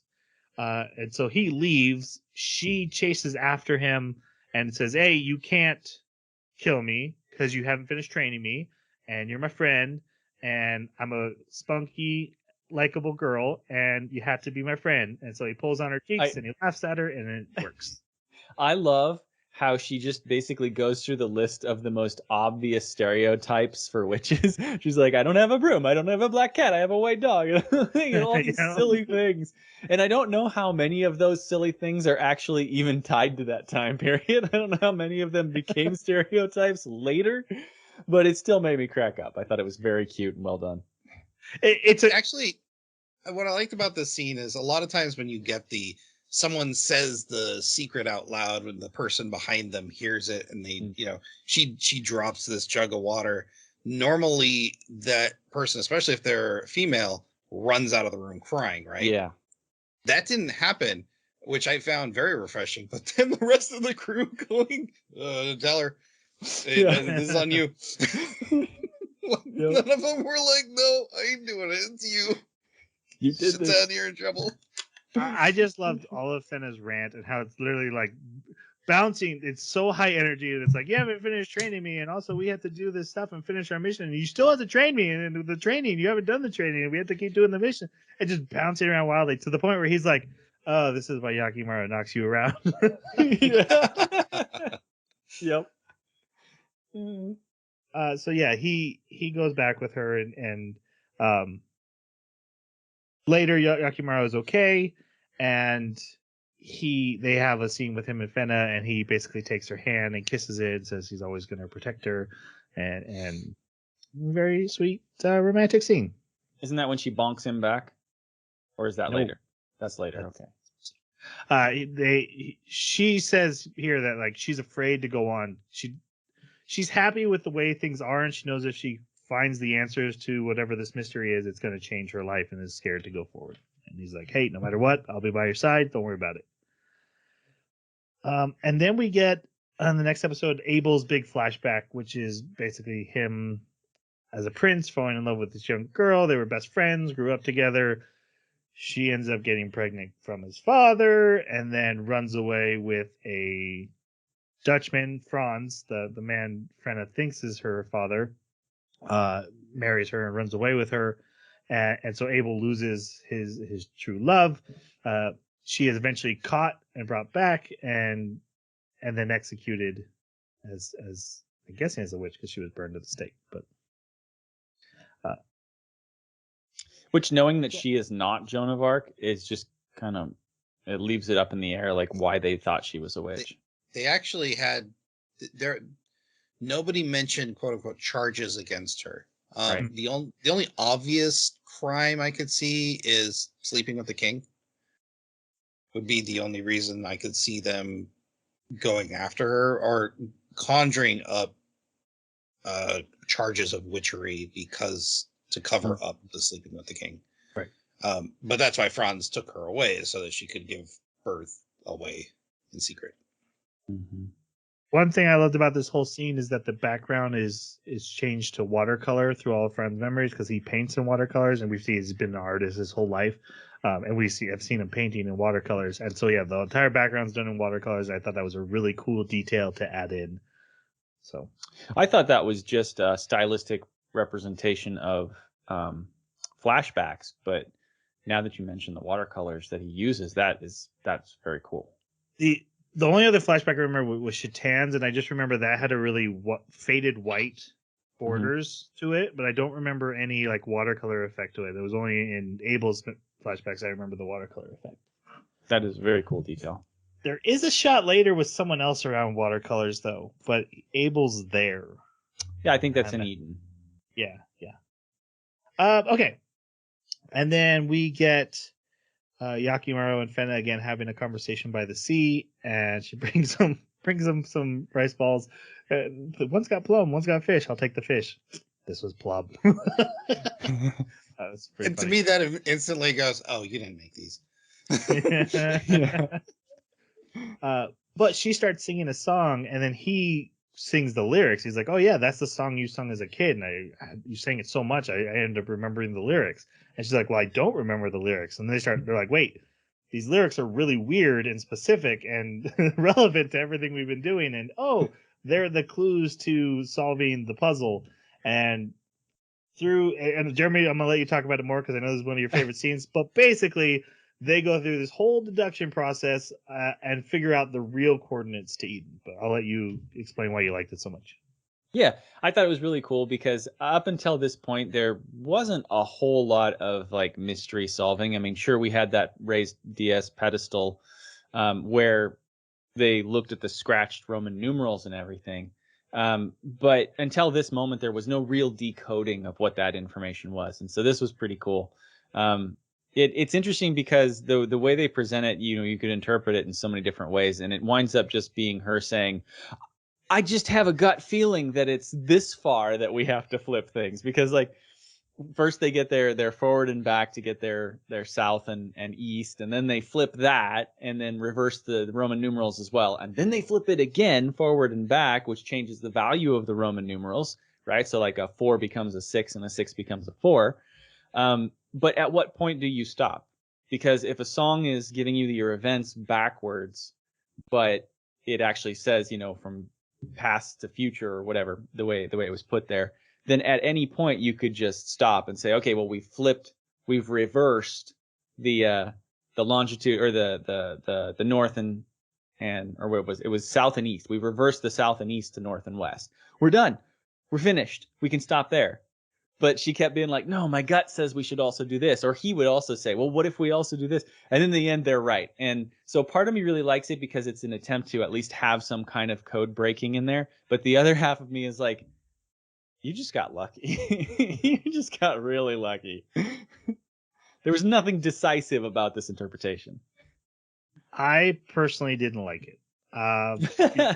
Because there's so much deduction that it's the kind of deduction that happens where it's like, if the anime had been giving us hints the whole time, and then this was like, okay, here's the clues we laid out, and here's how we had told you about flipping it, remember? So did you flip it? Except for it does all that, explains all of it, but we've never gotten any of this information before. So they're like, oh, we need to flip it. And I'm like, I don't care. You never told me. I'm just watching you solve a problem that I didn't know was a problem. So just get to the answer already, because it doesn't change anything for me. Just. Well, they told it to us in that moment, though, right? Because they said, oh, the events in the song are backwards, so we must have to reverse it. And I think there's also a line where it says, like, the past is the future or something like that. I can't remember exactly. But, yeah, I thought it was all right there. I wasn't going to pause it and then be like, hold on, let me figure this out right before you do. I was like, well, we're at the result. That's exactly what I did. Fair enough. Which song was it? Bang Down, Flip It, Reverse? Oh wait, no. Yes. No, I'm leaning more towards Troy's camp, because one of the frustrating things, I think it would have been better if they had gone to the original coordinates and there was nothing there, and then they were like, we're empty-handed. What do we do here?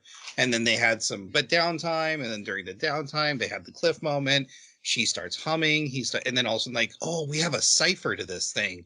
And then they go back to the dais, because they talked about how the song interacted with the actual dais itself. And if they set, they had to dive down or something, or, someone dived down and tried to recreate it on a piece of paper or whatever. I think that would have made it a lot more interesting. But I think you're right, Troy, where they're just like, oh, we just explained the riddle. Well, it's not really a riddle to the audience then, is it? Right. Even if we didn't have to go as far as what you just said, even if they had solved most of the riddle, gone to a place and said it's not here, but I'm sitting here like, oh, but the song said reverse the order, so why didn't you flip it? And then the characters realized that, then I could have felt clever and smart, and that's what I'm really looking for, is to make myself feel good. That's the sugar. I need some validation in my life, okay? Okay, so they tell the goblins, they set off, but of course a British officer sees them. But they get to the coordinates, and there's a tiny rock sticking out of the ocean, and they go up. This bugged me, because the British officer sees them, but he doesn't know their destination. And even if he just gives the direction that they're heading when they leave, it sounded like they were going. Well, they did say it's not too far away, but I would have expected them at least to have changed some heading due to wind. I mean, the wind must have just been at their back or something for them to do a straight line and not have any kind of arc to it at all. They're in a submarine. What wind do they care about? Oh my God, you're right. Absolutely. Okay, so in a submarine. Steam submarine. Nuclear submarine. Nuclear. I don't know. It just, to me, this one kind of bugged me, because I was like, okay, so the British guy sees them take off in this weird steam submarine. So that means that the other guys know exactly where to find them, what the coordinates are. I guess they could extrapolate it, because at that point they go, okay, they're headed in this direction. So what combination of these four numbers equals that? But I don't know. They didn't seem bright enough to just do that, extrapolate all that. So fair enough. This bugged me. All right, so this tiny rock turns into a giant island. It comes out of the ocean. And they're like, oh, I guess we did make it here. And so they go onto the island and explore, and they find this lake full, being fed by a bunch of waterfalls. And Fena's like, I bet under one of those waterfalls is a tunnel. And there is. And she even knows which one. Yep. And they find this empty ancient city inside of it. And they go down into the city. And I love this scene. whenever someone asks Fena about Yakimaru, she turns into like a robot. She gets super stiff and walks, and I find that she did it once with Yakimaru when she like tries to walk past him, and she just like does a robot walk. Very adorable. So there's some really good scenes in here of character interactions, and I'm just trying to speed us up.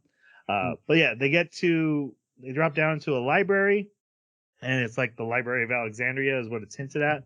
And then there's a giant door at that Fena is able to open. And when they go inside that, there's a giant treasure cave full of treasure, and not just treasure. The Ark of the Covenant is in there. Yeah, like it's Indiana Jones time. Yeah. So, and speaking of that, this bugged me a bit, and it bugged me back at the Dias room, and it bugged me here. We have the same issue that we have in Indiana Jones movies and the Uncharted and Tomb Raider movies. Hold on. I gotta get my fighting sleeves on. All right. Well, you got the good guys that like go through all this trouble and all these curves and puzzles and whatever to get to this thing, and then all of a sudden the bad guy just shows up with very little effort. And it's like, okay, followed it. You didn't see which waterfall we went into, or saw us even land on the island. And then B, how did you get to us so quickly? Now I know Abel is like possessed, but like the pirate, the other pirates, it was like, I don't know, it felt contrived. I don't like it. Have you ever seen an Indiana Jones movie? I've seen all of them. Well, okay, that's not. I've seen the first 3. Name one where the bad guys don't do a lot of work.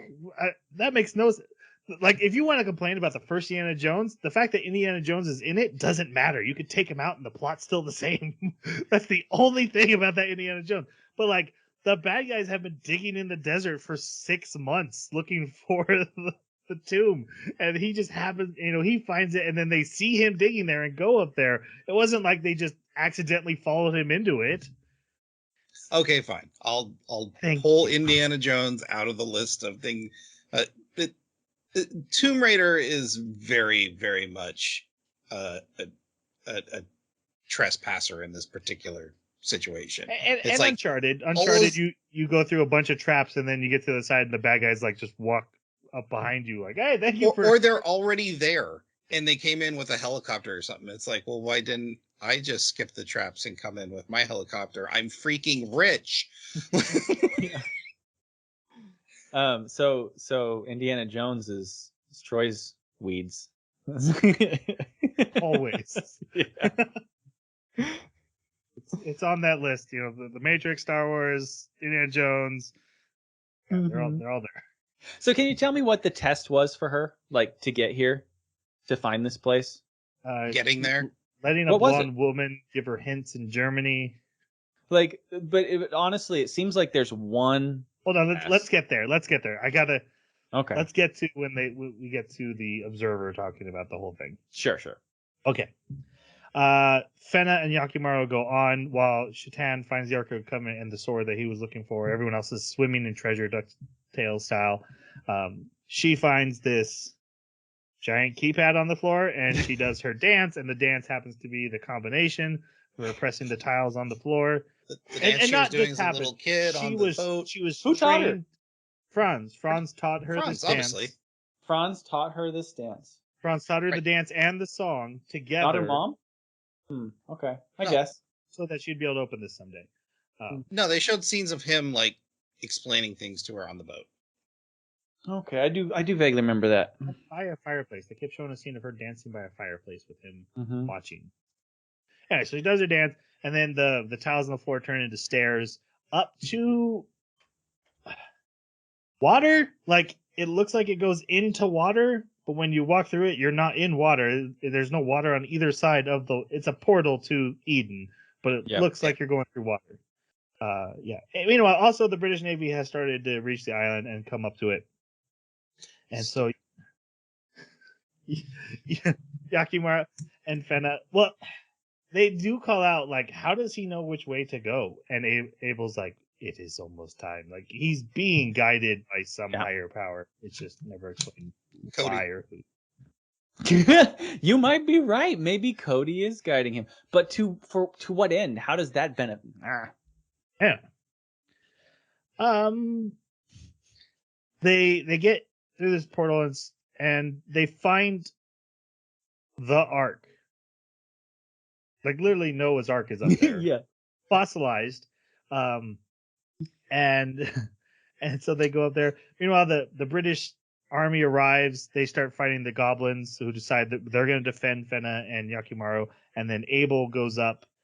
He just walks right past. His eyes start glowing red. He kills the captain because the captain wanted to touch the treasure. His eyes are glowing red. He goes up the stairs, and a storm is created in Eden because he's there. I did like how Tsubaki was like, "If we die, we die." Yeah. Canary tweet. Abel's all pissed off because he's like, "Hey, you remind me of that guy who took the girl away." For your name. And the sky turns red and like red lightning everywhere. That didn't make sense. What was the mom's name? Not Helena. Helena. He keeps seeing Helena in Freda's place. Anyway, him and Yakimaru have a fight. He gets his sword arm cut off, but he stabs Yakimaru. No, he gets his gun arm cut off. Gun arm, then uses sword arm. Helena's spirit appears kind of messed up that it's on fire. Yep. Super messed up. But he goes to her. He dies walking to her, but his spirit comes out, and his spirit gets to go with her to Eden. So, like I said, here's your cupcake. Or, in my version of my head, the flames around him burned his spirit to hell. Hey, there you go. Hell cannon. Then Cody walks across the island, also turns into Franz, comes up to them, and is like, "Hey, it's time." And they're like, "Oh, Franz, how are you alive?" He's like, "I'm not Franz. I'm not Cody. I'm the Observer." But does that mean Franz was the Observer that whole time? Okay. Yes. And he's an alien from Zentar. Thanks, Tom Cruise. None of this is. So here's how he explains it. All right. You are the maiden. You went through this test, and now that you're here, you get to make a choice. And we have these maidens every once in a while, and they have to make the choice. And the choice is, do we end the world and restart it anew without all the sin and violence that is happening now, but everyone dies except for you and the person you love, and you'll get to be on an ark until the new souls arrive? Or do you keep things going on? By the way, here's your mom burning. Here's possible futures of all your friends dying. Time to make your choice. And look, this is you and Yakimaru on a boat.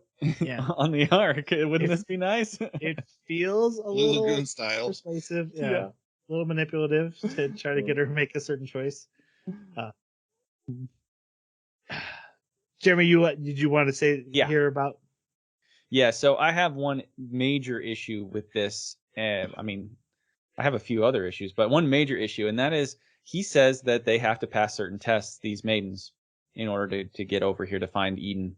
So the only test that I saw her passing was essentially acquiring the code block and then knowing the song and figuring out what the song was.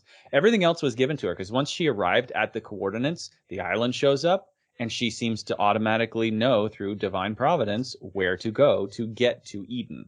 So there's only one. Well, I mean, you could also say the dance, but that's taught to her by an observer.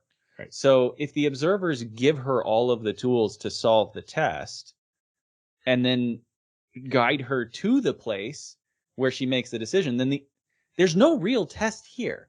Yes, if you can solve some basic puzzle solving, you are set to judge humanity. Yes. And this That's happens not how I took it. After generation. How I took it was, hey, can you get to Eden? And that's not only was it not an easy task to, get a couple decoder rings, but you're talking about a location out in the middle of the ocean. No matter where she lived, whether it was at the brothel place or on England, being able to get a boat and get there obviously took a tremendous amount of either circumstance or resources or whatever. So there was a lot here for her already because there was a whole group of people waiting to do her, Franz's bidding. But that to me was the test. My issue with it was you've now just opened up this entire can of worms when it comes to the god or observer or entity that has this cyclical cycle that's dependent on the whims of a particular bloodline. Yeah. I'm having a really tough time justifying any of that storytelling wise. So I agree with Jason. I think the real test is, hey, we wanted you to just experience the world, go to multiple countries and meet a bunch of people, and that way you are suited to judge. But that's not a test, isn't the right word for that. Like, we just wanted you to be world traveled and experienced to be ready to make this call. I don't know why it's a test. I don't. Also, go ahead. Okay, I just want to make one quick response. Is the observer said that they contrived situations in order to make sure that she was prepared to solve the test. So if that means getting the Goblin Knights to serve that family that she's in, if that means getting Abel and the pirates to make sure that every situation was contrived so that she could get there, then even the act of getting the boats and getting the crew wasn't really her. It was them. The other hiccup is, if anywhere in this story she died, like the bloodline's over. Like, there's no more maidens. Yep. This is it. Yep. Yes, I can see it as, look, like, we made it so you needed the Goblin Knights, but if you didn't befriend them, if they didn't like you and didn't come to rescue you later, then you failed that part of the test. So you had to be a good enough person to convince these Goblin Knights to like you, and then you had to survive a crazy madman who just really likes your mom. I don't know. Creepy observers. Like, the deeper I go into it, the worse it sounds. So I'm just gonna stop there. I do want to ask though, since there's already an arc here, does that mean Noah's wife was a maiden and she chose to wipe out the world? That's what they're saying. That's the implication, that this isn't the first time we've destroyed humanity. So you don't even end the cycle of violence. You just stall it for a while until it's time to start judging it again. Yep. That was another thing that bugged me, is like at some point you're going to get a maiden that just says, yeah, go ahead. I'm a little bit of a selfish maiden and I want to be with this guy. He hits me on the head. Yeah.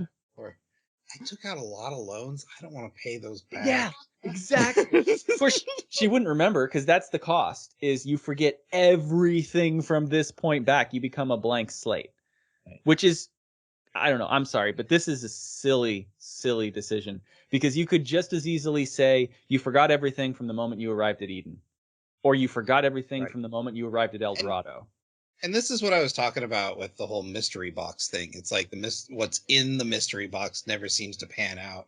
I felt this like end all treasure or goal or thing that they had to get to was just kind of fell flat. Like, ooh, humanity survives or we destroy it all. You choose. And it's like, Pirate Princess. Who? Yeah. Yeah, so you had mentioned in pre-show that you didn't think this ending fit the adventure we went on. And I was on the opposite boat, where I'm like, we're deciding the apocalypse here, and one of the steps was like just talking to a hot chick in Germany. That doesn't feel like these two things connect to me. Like, that's not the epic voyage to decide the fate of humanity. That is like, hey, I found out I have a cousin out there, you know? Yep. Yeah, it sounds like you guys are saying the same thing from both different angles. Yep. Yeah. Also, so each time that a maiden okay, so there's one more criticism. Every maiden has to have a child with a king in order to propagate the bloodline. I'm not sure that was ever stated. It was just Helena's job. So I wonder Wait. why it would be Helena's job to have a child with a king and not just with anyone. So Because Cody or Franz said specifically, Helena had to have a child with the king in order for that child to be eligible to get to Eden. So either that means that that's required for their contrivances in order to make sure she can get to Eden, or that's a standard requirement of any maiden that arrives at Eden to get in the door is royal blood. I don't like that Or at all. Helena failed the test, and in order to pass it on to the next maiden, they gave her some weird test. See, and that's where this all falls apart. And we could go on for hours on what ifs and what could and who what, but it's like that's why this ending feels so unsatisfying. It felt so contrived. We don't know if there's a higher being above this observer. We don't know what their real plan was for the Earth, whether they're even in control, because they're giving the whims of apocalypse to some naive girl that happened to be likable. Well, I just didn't like it. Yeah. So let me rephrase it then. And my issue winds up being that these observers actually go in and decide who she's going to mate with. Whether it's going to be a king or whether it's going to be anybody else doesn't even really matter as much. If we just look at it in those terms, they're literally deciding you're going to mate with this person and produce this child. So they're manipulating things in order to have a maiden that they want. So what happens if the maiden actually makes the decision either way, because she loses her memory in both states, right? Whether she says yes, destroy, or yes, keep, she loses all of her memory and she's a blank slate. So then the observer comes in and says, now I want you, blank slate, to go and mate with this person over here so that you can produce the next child in the line. Like, there's something really creepy and wrong about the entire situation with the way that the observers are treating these maidens. Yes. I'm gonna say a positive thing, and then we're gonna move on. Okay. I do like it when there's like a archaeology mystery type story. Indiana Jones, very much a good example of this, and that ends with, oh, by the way, that legend was real. You know, it's 90% fighting Nazis, sneaking on submarines, and then, oh yeah, holy weapon from God turns on and it's real. Yeah. I do enjoy that. So I do enjoy this twist of this went to a bizarre and like occult supernatural ending. I think they just misstepped heavily when they hit it.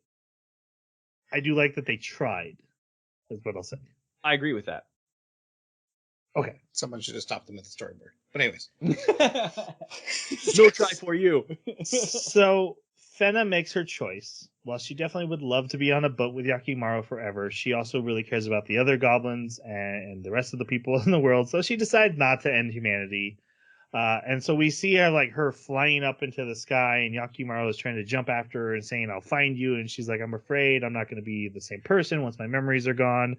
But I want to tell you I care about you, and I did have feelings for you." And he's like, "I'm going to find you. I'm going to, no matter what it takes, I'm going to bring you back." And then he wakes up on a beach. She's standing in the waves, but now she has long black hair or brown dark hair. And she's like, "I don't know who you are. I don't know who I am." And he's like, "Well, you're Fena. I'm Yakimaru. You're my girlfriend." Meanwhile, the rest of the goblins are in the boat full of treasure, are like, "Hey guys, we found you. Because the island was collapsing, so we got out." And this island you happened to land on was real close. Yeah. Which makes sense. Like, he threw you all the way to the Caribbean. That'd be weird. Yeah, that's true. That would be weird. So then we kind of go into an epilogue. Yeah, she's introduced the thing like, you don't remember, and like, okay, well, here's what we're going to do. We're going to sail around the world, going to everywhere we just were, and try to help you remember who you were. And we see like flashes of them going through this journey. We also see Shatan's brother stop on the boat, and they hand him the sword, and they just like give a nod, and he's off. Even though they had a scene where Shatan's dad was like, "Can you beat him in a sword fight?" He's like, "No," or "I don't know. It's been so long," and it never happens. They never. I'm like, that's gonna be a good fight. Never fight. Subverted your expectations. Well, he has the world ruling sword. So. That would have been a really cool storyline. I want to say. All right. What else happens? They go when they're at the port town. They see the girl pirates. German girl. They meet Yep. They go to the German girl again. And then at the very end, they're sailing. Yuki gives Fena the weapon that he had in the beginning that she had returned to him.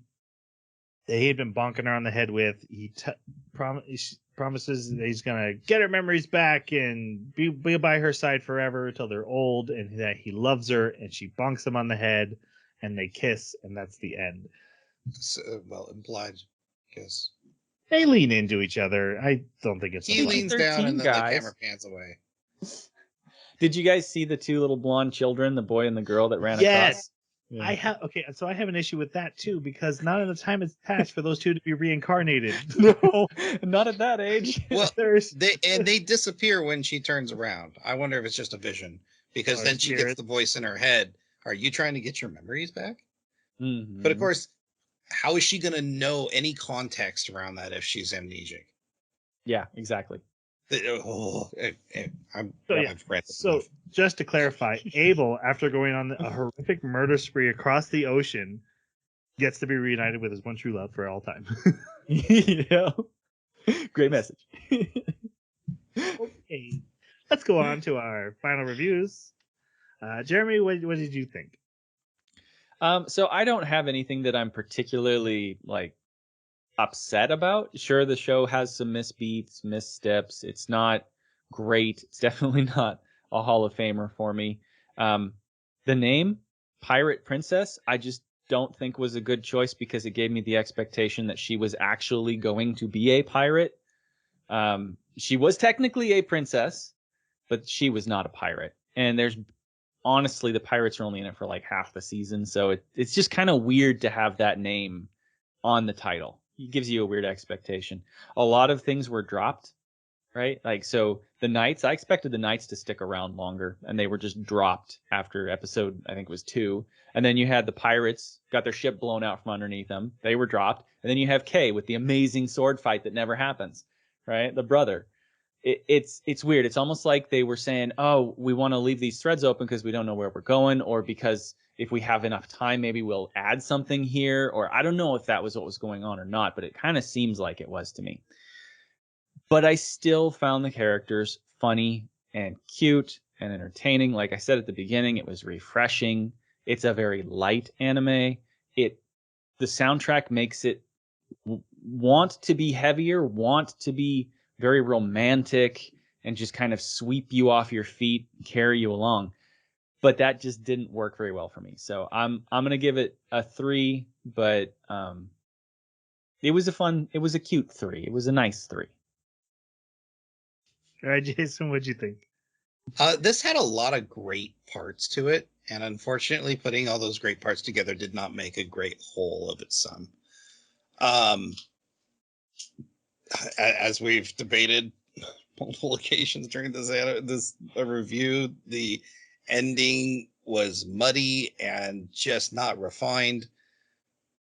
There's a lot of really good threads here that just kind of don't go into anything. But it's a gorgeous anime, and I didn't hate watching it. I actually really liked the interactions between the characters. So yeah, like Jeremy said, it's not top 10 list, but it's definitely a solid 3 for me. Jeremy at the beginning called this parsley. I call it celery.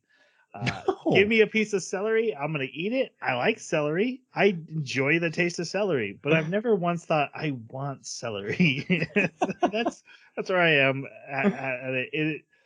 I think it's also better on paper than it was executed, but it was still executed competently enough. So 3. It's middle.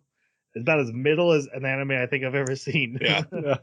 But I also got my 7-year-old son could be in the room for this one, and he likes seeing the pirates and stuff. So a 3.5 or whatever, give it a high 3 at least, because that was nice. That was nice to do.